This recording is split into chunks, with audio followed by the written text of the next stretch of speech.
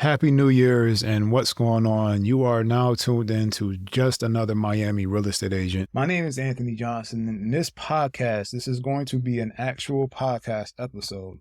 I think I'm even going to call this episode 1, and I'm going to come up with the title later. Last year, let's just get this started, that last year was a tough year. Today is the 1st of January, and this year I'm looking to be consistent with content and to continue to build my business and my platform. Unfortunately, last year was tough for me. I spent a lot of time trying to build my platform. I am not a developer. I'm not a website designer. I'm not an app designer. I learned all of these things in the past 5 years so I can create this stuff. And to be honest, the reason why I started it was because for 2 reasons. I didn't have the money to hire someone, and I am a type of person that likes to do things myself. In regards to, I have a specific way that I want things to be done when it comes to my business. Now, I do plan on hiring developers. I wanted to create the foundation and then hire people to take it to the next level. So with that being said, I wanted to create a podcast because I was talking to myself. I spent a lot of time talking to myself where I'm on a podcast. I just recently picked up my girlfriend from the airport and I sat there in the car talking to myself like I was in a podcast. And I found myself doing it again when I was editing the video. And I said, you know what, let me do a quick podcast. So this podcast today is really we're going to talk about real estate and tech. What happened was that about 15, 20 minutes ago, an agent commented something that I commented on. They replied to me. Let me pull it up. I seen a post on LinkedIn. It was a company, homes.com. They were talking about the lawsuit. It was a video. I watched some of it, but just to give you some context, the caption for this piece of content was "Get the facts." List a couple of industry experts, and they break down the truth behind the NAR lawsuit and which companies are working against agents. Now, if you're not familiar, there's a bunch of lawsuits now challenging buyer agent commissions. In my piece, I'm going to talk about it quickly. I haven't fully dived into it. I don't understand the lawsuit or how the lawsuit, I don't understand how it went the way it went.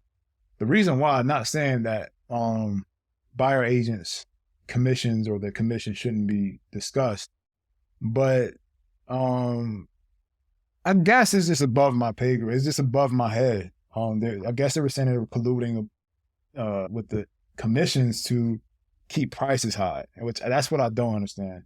For one, you don't have to use an agent. For two, because again, sticking with one, you can't do it for sale by owner. Two, if you want to use an agent, you can negotiate commissions. Now, let's talk about that for a little bit before I get into what I said. Ever since I've been a real estate agent, I've worked with, held my license under 2 brokerages. One was with Keller Williams, which is a large broker, which was named in this lawsuit. Love Keller Williams. Let me just get that straight, get that out there. I love Keller Williams. I left because, and I'll get into that later, but I left because the reason why I joined Keller Williams, the vision wasn't coming to light as fast as I needed. So I left. And now I'm with a company called Voro, which I think that they're more aligned with how brokerages should operate in the future. Now, when it comes to the commission, yes, you can negotiate your commission, but let me be honest with you. At least from my experience, if you discounted your commission as an agent, it was frowned upon. They tell you that you're not worth, if you get what you pay for, right? And I used to laugh at that because I'm like, you guys are selling real estate like it's the early 2000s and telling me that if I'm more efficient and I charge less, then I'm worth less. You guys don't even do 3D tours. What are we talking about? Like, you don't even offer your client 3D tours and you're charging them 6% commission. Come on. But it's pretty much frowned upon. your brokers might tell you you can't discount your commission, or you got to get approval to discount your commission. So you might not be able to discount it. You might have permission, or so you already have it being frowned upon as you being, labeled a discount broker. Then you got your brokers telling you either can do it or you have to get permission to do it. So you go to the listing consultation and you say that you stay, and these brokers just teach you in your listing consultation on to stand your ground with your commission. Your commission is not negotiable. It is the part of the sale, and you offer all of these services, which is not really all your services. It's a template that your brokers gave you. All right. So, I don't want to go too deep into that, but pretty much, yeah, commissions are negotiable, but then it's frowned upon. But there is companies and brokerages and real estate agents that do offer their services for less than the typical 5-6% commission. There's limited services out there where you can just pay them a flat fee and then they'll list it on the MLS. There are options, and you can always sell your home yourself. And on top of that, the reason why I don't understand the outcome of this lawsuit is that it's all in the contract. It's a part of the listing consultation of going and explaining like what the commission is, and that even in the contract, it tells you. I don't know if people actually read contracts. I know a lot of people don't, but at least when I do these consultations, I tell my clients like, hey, this is what the commission is. I charge, let's say 6%. And if there's a buyer's agent, I have to split my commission with that buyer's agent. I tell my clients, if I'm able to get a buyer without their agent, I'll charge 4%. This is just an example, because I still have to work with that buyer. And at least when I was with Keller Williams, I operated as a transaction broker, which means I'm pretty much like not really on either side. I'm just making sure that I represent the transaction. So I'm operating as a transaction broker. So I'm making sure that all parties, everything's working for everybody. Of course, I'm representing my client and the best interest of my client, but I'm also representing the best interest of the transaction. So if I have to help the buyer, then yeah, I want to be compensated for that. But the seller saves 2% commission. So that's the commission thing. I mean, I don't really understand a lawsuit. I get challenging the commissions, the standard. I get it 100%. I think that commissions need to come down. It is not 1999 where people were walking around with MLS books and, having to call let's be honest, man. Let's be really, really honest. The agent hires a photographer. The photographer takes great pictures, and then they list it on the MLS, and then the property goes onto the MLS. So that means it goes to syndicated through all these other platforms, and the buyer finds the property on those platforms. Now, I know we create lists and we send stuff from the MLS, so on and so forth. I get that. But the buyer can find the property by themselves on the internet. Now, we do go through all the other stuff where, in real estate, it is very, very difficult, especially in Miami. Again, those same agents that charge 6% commission don't pick up their phones. They didn't fill out the listing properly. The listing is actually off the market, but it is still active in the MLS. You deal with all that stuff. So you got to go through that as an agent trying to schedule showings. And then you got to deal with all the complexities of the transaction. Like, again, I'm an agent in Miami. There is a lot of complexities when it comes to buying a condo. I focus on condos. You got the MLS. You got the lenders. You got if a client is buying a condo and they want to use their big box lender, they're not familiar with condos in Miami and how you might need to put 20, 25%, 30% down if you're investing down to buy the property, because it's not going to pass a full review. So they had to do a limited review, which means it's like less things that are needed. But with this new stuff going on with that building collapse, that's a whole nother topic. And it's just getting information from the MLS. Getting information from the condo association is always a problem. It's getting documents. It's so much stuff, right? It is a lot of work. I don't think that it is worth 5 or 6% commission. in most cases. Now, and I have no consumers think the same thing. So I'm not about to sit here and stand on something that I don't even necessarily believe myself, because I see it. I've had so many times where I worked with agents and I'm like, I do not want to split my commission with this agent. I've had deals where, like, at least I had a deal with a rental listing deal, excuse me. And the agent just went AWOL. And they were already difficult throughout the transaction and didn't even show up at the walkthrough. And I'm like, who do I have to make this check to? Like, how do I get your check to you? And it's like, I don't want to cash this check. I don't want to send this check to you. I'm giving you half my commission and you've been nothing but a pain and you don't even show up to the walkthrough. Right? So, and again, agents, I've only had a few agents that I've worked with that I've liked or had a pleasant transaction with. And I'm going to get into this a little bit later. Write that down, is how we all use different platforms. And that's why I think one of the reasons why I said what I said in this comment. So let's get to the comment. Again, the post is from homes.com. They're owned by a company called CoStar. So when I say CoStar later on in my comment, you understand what I'm saying. And they're saying that some companies are working against agents. I believe they're talking to Realtor.com. Realtor.com is not owned by realtors or the NAR or anything. They sold it. And I think NAR or somebody owned it and they sold it. So other company, a private company or maybe a publicly owned company owns Realtor.com, and it does not benefit real estate agents really. They make their money off of us advertising our services, just like Zillow does, which is crazy because they own Realtor.com, which is, to me, a highlight of what the industry, why they failed agents. So my comment was, none of these companies are actually working with agents, in my opinion, including CoStar. Again, they own homes.com and they are the people that made this post. Actually, as I'm looking at this post, it says the thumbnail of this post says, again, I tells you the caption of it. The thumbnail is a picture of a guy, I'm guessing is a CEO of Realtor.com, and it says Hypocrite of the Week, Realtor.com. So yes, it's 100% against Realtor.com.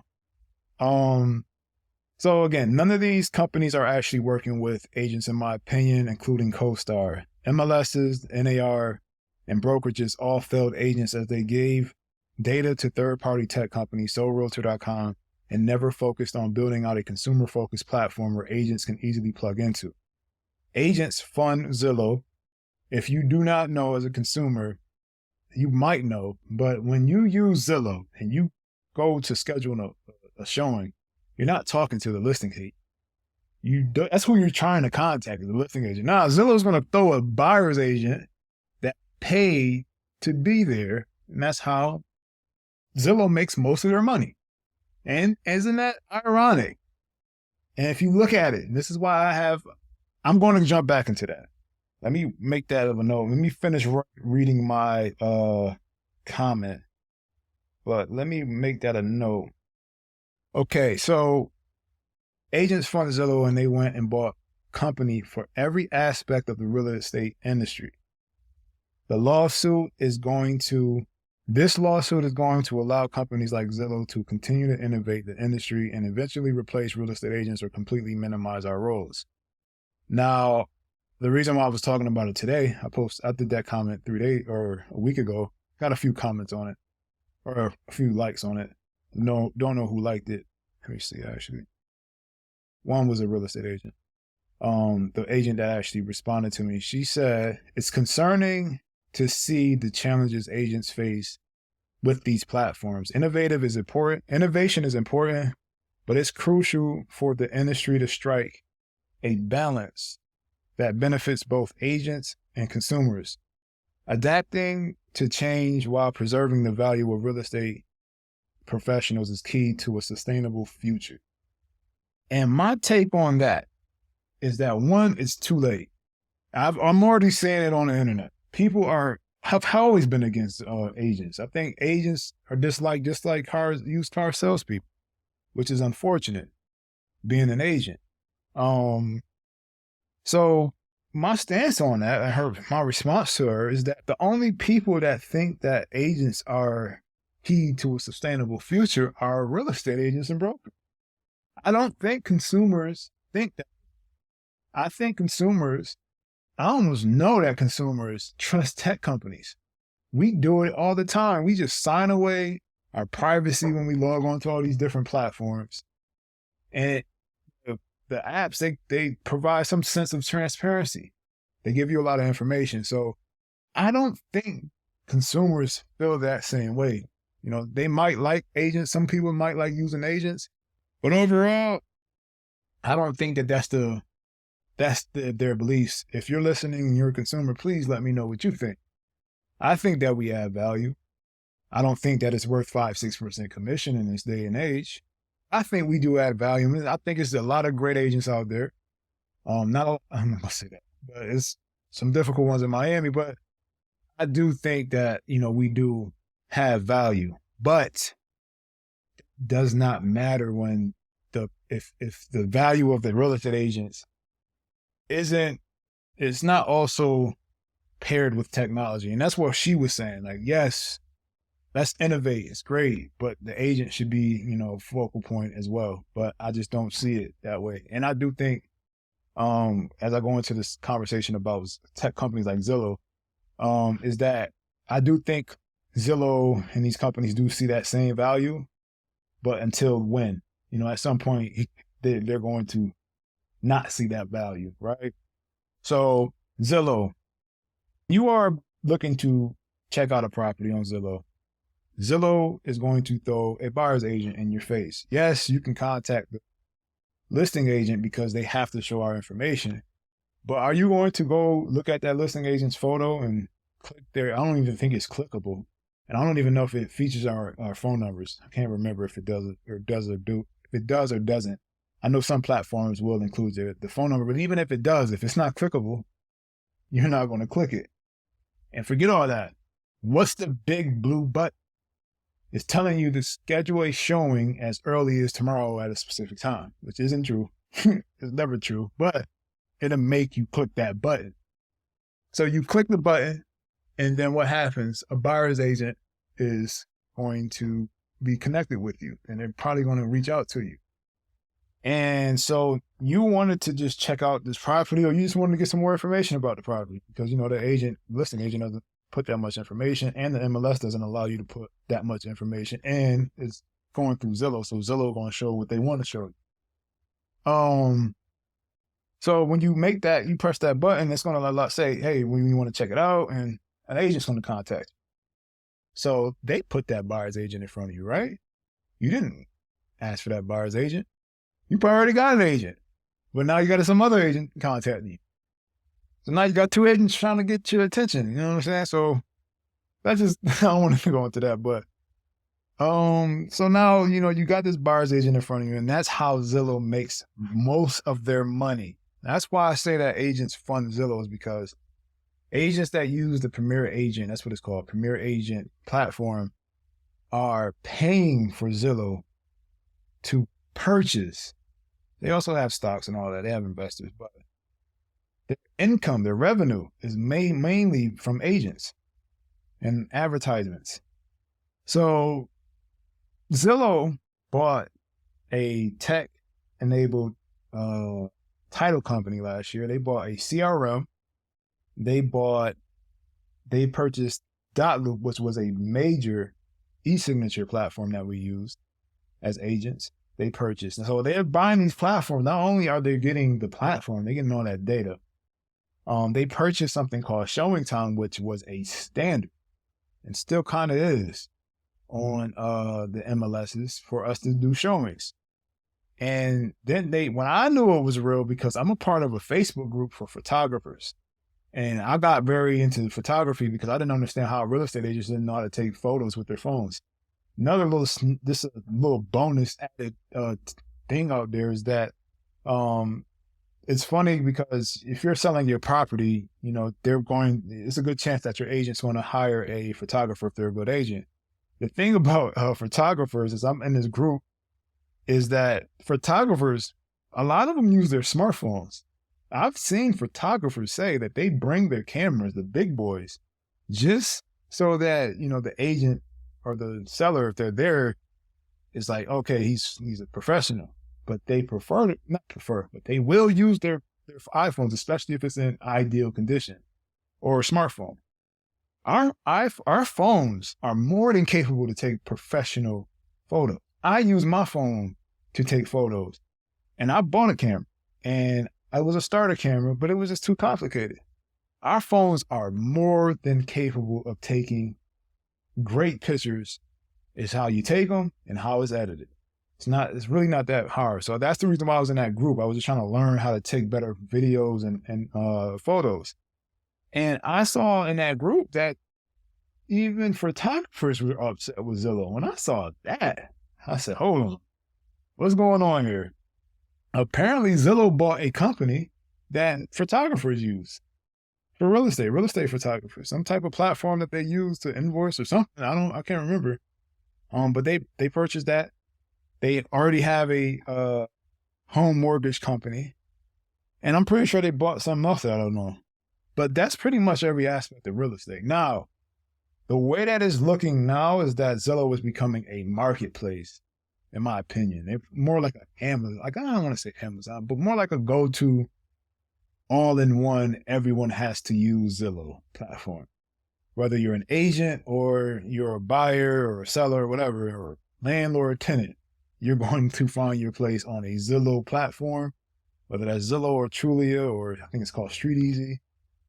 So that's what Zillow is now. I think that they're preparing, and this is all speculation, because again, the way that they have it set up now is Showing Time. They released a new platform called Showing Time Plus, where they do they have photographers where agents can hire them, and then they have professional photographers that's, I think, paid by salary. I'm not sure if that's true or not.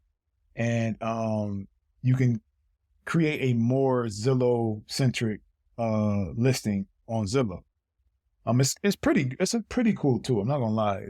You can tell the difference. It's called Showcase, I believe, where the listing is the way the photography is broken down. You can look at a floor plan and you can see where you're at on that floor plan when you're viewing the picture. Their 3D tour still sucks. I'm not a huge fan of it, but they have it. But it's a nice experience, and that's how they're making more money from agents. So that could be a pivot from, if they lose income from the buyer agent lawsuit, because if there's no buyer's agents or if their commissions are diminished, then that means less income for Zillow. So in my opinion, that's another reason why I think that companies like Zillow are going to try to move in as the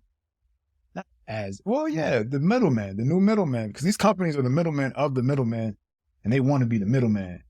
And be clear, these companies are still middlemen. I know a lot of people look at quote unquote like agents as quote unquote middlemen, but what way do you do anything without a middleman? You can say I listed my property myself, but there was a middleman involved because you used the platform, right? Now you can do that for free for now, but Zillow, at least on Zillow, you will not be able to do that in the future. I don't think. But I think that if they're losing income because of this buyer agent lawsuit, and I think with this lawsuit, I do think that there's going to be things that's going to happen. I think that lenders are going to either get involved in real estate. I already seen it with Rocket. They have like their own platform, so you can search real estate. But I do see again, I don't know if it can happen or if it's legal, but I can see where agents will probably get compensated based off of, through the mortgage. Like they can, allowing if the buyer wants to use an agent, they may be able to pay with their loan. It'll be baked into their loan or something like that. That was one of Zillow or Keller Williams. I used to be a Keller Williams agent, and I think I said that, I may have not, but Keller Williams, their whole thought process. And again, I have so much respect for Keller Williams. They just they didn't deliver. If they would have delivered their platform, they would have been light years ahead of tech companies and real estate companies. They had it to where you typically just buy the property, sell the property all in an app, but it was more in the hands of the agent.